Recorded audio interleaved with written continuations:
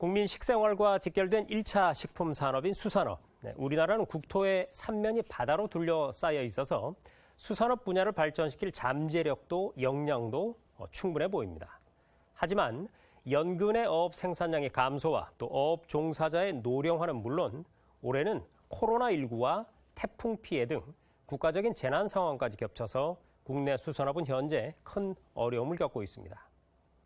오늘 만나볼 국립수산과학원은 국내 유일의 해양수산연구기관으로 이런 위기를 극복하기 위해서 어업 현장의 애로사항을 해결하고 세계 최고 수준의 수산기술 개발에 힘쓰고 있는 기관입니다.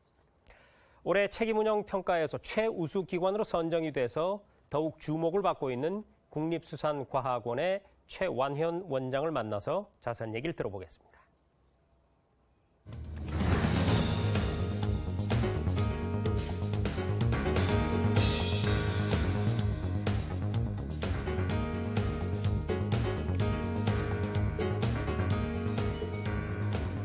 네, 오늘 저희 뉴스룸에 국립수산과학원 최완현 원장이 나왔습니다. 어서 오십시오. 네, 안녕하세요.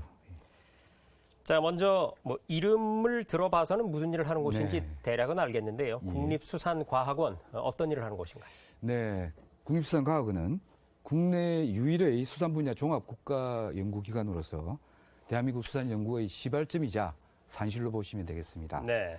주요 업무로는 우리나라 동서남해의 그 수산 자원과 해양 환경을 조사를 하고 수산 자원 이용의 그 고도화를 위해서 수산 양식이라든지 어업, 수산 생명공학 그리고 또 수산공학 등의 기술을 개발을 하고 아울러 우리 그 수산물의 위생 조사와 수산 질병 방역 그리고 식품 가공 연구를 통해서 수산물의 안정성을 높이는 동시에 고부와 가치 창출을 위한 연구를 하고 있습니다. 이러한 연구 결과들을 수산 현장에 보급을 해서 궁극적으로 어업인들의 소득 증대를 지원하는 한편 정부의 그 수산 관리 정책의 수입 시행에 필요한 정책적인 자료 제공 등 그런 지원도 아울러 하고 있습니다. 이런 취지는 우리 직원 공모를 통해서 만든 그 기관 슬로건에 잔로가 있는데요. 네. 수산 연구 첫걸음, 기술 혁신 큰걸음, 국민 행복 한아름, 또 가치하는 수산 연구, 가치 있는 수산 기술 등 이러한 그 슬로건에 잘 녹아져 있다고 봅니다. 네. 우리 국민 대부분이 마찬가지겠지만 저도 생선 굉장히 좋아합니다. 아이고, 고맙습니다. 그래서 수산물은 외식 산업뿐만 아니고 우리 가정의 식탁에도 오르는 굉장히 중요한 식재료인데요. 하지만 현재 국내 수산업의 상황 어려움이 클 것 같은데 네. 어떻습니까? 예, 현재 이제 우리 수산업이 처한 상황을 간략히 말씀드리자면 크게 두 가지로 볼 수 있는데요. 네. 첫째는 우리나라 그 연근해업 생산량이 1980년대 150만 톤을 정점으로 찍고 난 이후에 최근에는 100만 톤 수준에 머물고 있는 자원 감소를 들 수 있고요. 네. 이러한 감소의 원인을 저희들이 이제 나름대로 분석을 해보면 수온 상승이라든지 자연재해 급증 등 그 환경 변화와 더불어서 어업 간의 경쟁 심화가 상당히 좀 되고 있습니다. 그래서 과도한 어획과 어린 물고기의 남획 등 뭐 그런 문제로 저희들은 일단 기인한다고 보고요. 두 번째 원인으로는 어가 인구의 그 급속한 감소와 더불어서 어업 종사자의 그 노령화를 들 수 있습니다. 이 문제는 우리 어촌의 그 지속 가능성을 지금 현재 심각하게 위협하고 있는데, 1960년대 후반에 약 110만 명의 그 어가 인구가 작년 말 현재 약 한 11만 명으로 그동안 10분의 1로 감소를 해서 우리 업 기반 붕괴마저도 지금 위협하고 있는 그런 상황입니다. 설상가상으로 최근에 이제 코로나19의 그 위기 상황에서 수산물 소비가 굉장히 지금 위축되고 있어서 우리 어업인들이 굉장히 힘들어하고 있습니다. 그래서 앞으로 적극적인 수산물 소비 촉진을 추진을 해야 될 것 같고요. 그래서 하여튼 뭐 결론적으로 이와 같은 어획량과 어가 인구의 급격한 감소 또 더불어서 기후 변화에 따른 자연재해의 증가와 코로나19로 겪는 소비 위축 등 우리 수산업의 어려움이 상당히 지금 가중되고 있는데 이러한 위기를 슬기롭게 극복하기 위해서는 우리 모두의 노력과 지혜가 그 어느 때보다 절실하다고 그렇게 보고 있습니다. 네, 뭐 쉽게 얘기해서 잡히는 물고기의 양도 줄어들고 있고 네. 그 물고기를 잡는 분들의 숫자도 확 줄어들고 있다 이런 상황인데 말이죠. 국립수산과학원이 할 일이 참 많은 것 같습니다. 네. 작년에 이어서 2년 연속 우수 책임 운영기관으로 선정이 됐습니다. 네. 이번에 다시 또 우수기관으로 선정된 비결 뭐 어디에 있다고 보세요? 뭐 비결까지는 없지만 저희들 나름대로 이제 분석을 해보니까 뭐 다양한 요인들이 있겠지만 크게 한 4가지 정도로 요약을 할 수 있겠습니다. 네. 무엇보다도 먼저 우리 이렇게 어려운 여건 속에서도 생업에 종사하시면서 항상 우리 수산과학원을 응원해 주시는 어업인들 덕분이고요. 그 다음으로는 오늘 있기까지 열정과 헌신으로 그 어업 현장의 애로사항 해결은 물론이거니와 우리나라 수산과학 발전을 위해서 불철주야 노력해준 우리 직원들 공로도 있다고 봅니다. 특히 그 세계 최고 수준의 기술 개발을 향한 끊임없는 노력과 지속적인 성과 창출이야말로 책임 운영기관의 그 우수 성과를 이끄는 그다란 원동력이 되지 않았나 그렇게 생각하고요. 하여튼 이 자리를 빌려서 다시 한번 우리 어업인들과 직원들께 감사하다는 말씀을 전해봅니다. 세 번째는 서비스 혁신을 들 수 있는데 우리의 연구 성과가 이 어업이나 정책 현장에서 효과적으로 사용하지 못한다면 그것이야말로 단지 연구를 위한 연구에 불과할 뿐입니다. 그래서 연구 성과가 현장에 적용 가능한 서비스로 창출될 때만이 비로소 이제 진정한 성과를 얻었다고 그렇게 볼 수 있는데 이러한 서비스 혁신에 대한 생각을 이해해준 직원들의 그 노력이 이런 좋은 성과를 내지 않았나 그렇게 봅니다. 그리고 마지막으로는 네. 무엇보다도 현장과의 그 소통 강화가 굉장히 중요한데요. 저희들이 개발한 연구 성과가 어업 현장이나 정책 현장에서 효과적으로 활용되기 위해서는 현장과의 그 끊임없는 소통이 매우 중요하다고 그렇게 생각합니다. 그래서 항상 우리의 문제는 현장에 답이 있다는 그런 자세로 정책 현장의 그 애로사항을 적극 발굴을 하고 더불어서 그것을 해결하려는 노력이 더해질 때만이 진정한 성과 창출이 가능하다고 믿고요. 그래서 이제 총력을 기울여온 그 모든 것들이 이렇게 우수기관으로 거듭날 수 있지 않았나 그렇게 생각합니다. 네.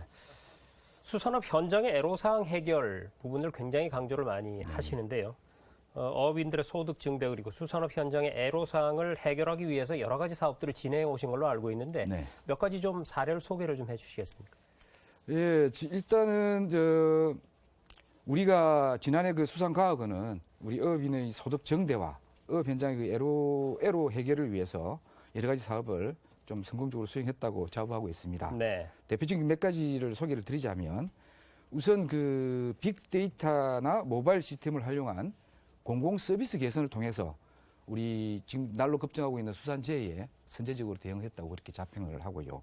조금 설명을 드리자면 최근 그 기후 변화에 기인한 고수온과 저수온이 상당히 반복적으로 발생을 해서 우리 양식업에 막대한 피해를 발생하고 있는데 네. 또한 더불어서 그 적조라든지 해파리 등 같은 그 유해 생물이 대량 출현함으로 인해서 더욱더 우리 어업인들이 힘들게 하고 있습니다. 뭐 이상 수온에 대해서는 실시간 수온 관측망을 확대를 하고 모바일 애플리케이션을 통해서 특보 발령과 더불어서 향후 전망 등 이러한 정보를 실시간으로 제공을 함으로써 이상 수온에 대한 선제적으로 대응해서 피해를 최소화시킬 수 있고요. 적조 대응에 있어서는 이제 그 4차 산업혁명인 AI 빅데이터 기반 예측 기술을 개발을 해서 발생 3일 전 정보를 전달할 수 있도록 그런 대응 기반을 사전적 선제적 대응 기반을 만들었고 이를 통해서 발생 가능성과 이동 확산을 신속 정확하게 예측을 해서 피해 최소화를 도모를 하고 있습니다. 다음은 우리 그 양식업의 환경공학 기술을 접목해서 그 미생물이 오염물을 제거하는 사육수 재순환식 친환경 양식 기술인 바이오플락을 이용을 해서 친환경 아쿠아포닉스 기술 개발도 작년 우리 원이 대표적 성과라고 그렇게 볼 수 있습니다. 이러한 바이오플락을 이용해서 사육수를 버리지 않고 지속적으로 사용할 수 있는 소위 말해서 3고라 그럽니다. 즉 고성장, 고밀도, 고사율 효율을 낼 수 있는 3고와 더불어서 무환수, 물을 교환하지 않고 무병, 무항생제의 그 산무인 친환경 담수어류 양식 기술을 개발했습니다. 끝으로 건강한 양식 의류 생산성 향상을 위해서 친환경 곤충 사료, 곤충 배합 사료 개발과 산업화 연구도 중요한 성과인데요. 이 기술은 넙치 양식에 있어서 필요한 배합 사료의 그 필수 단백질 그 원료인 어분과 어유를 동해 등의 유충을 이용을 해서 그것을 대체해서 곤충 배합 사료를 개발을 함으로 인해서 기존의 어분 배합 사료보다 면역력이 커져서 생산성을 훨씬 높이는 그런 효과를 얻고 있습니다. 네.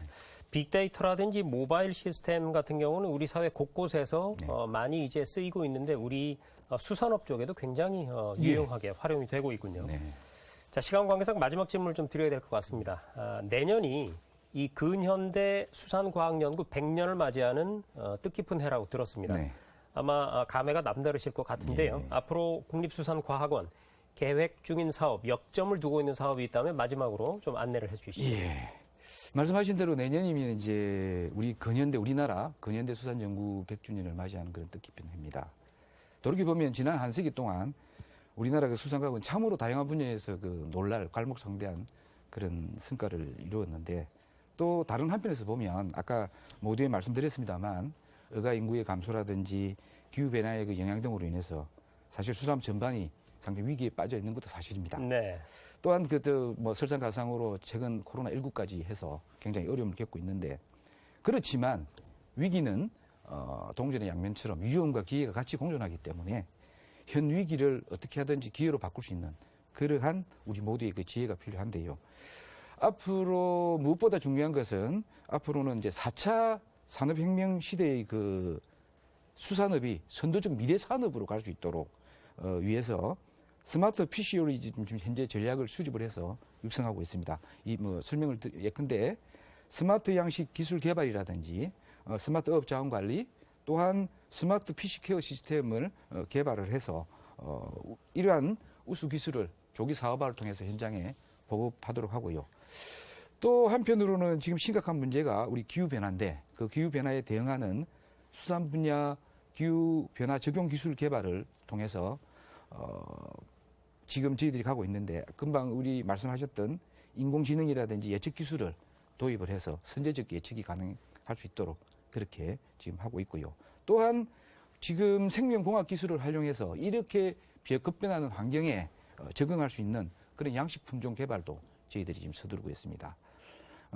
그리고 안전한 맞춤형 수산식품 개발과 지속 가능한 그 어장 환경 관리와 그 개선을 위한 기술 개발도 지금 저희들이 서두르고 있습니다.